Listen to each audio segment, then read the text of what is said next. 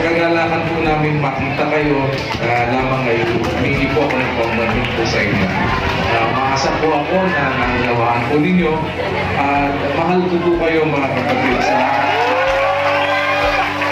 Masaya kami at makasigla kayo sa paglilingkod at lagi tayo pong magtulong-tulong. Magandang gabi po, kita po tayo mamaya. Salamat po, salamat sa Diyos. Kasi po, 50 pangalan po yung nararamdaman na sa katawan, di ba? Eh, kayo po ay 67.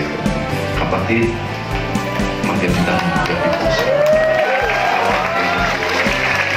kaya siya po kayo. Nabutan po ninyo ang aming mga kalitan kung paano kami ay pinagtsatsagaan ng Panginoon na maging maliit na kasangkapan sa inyo.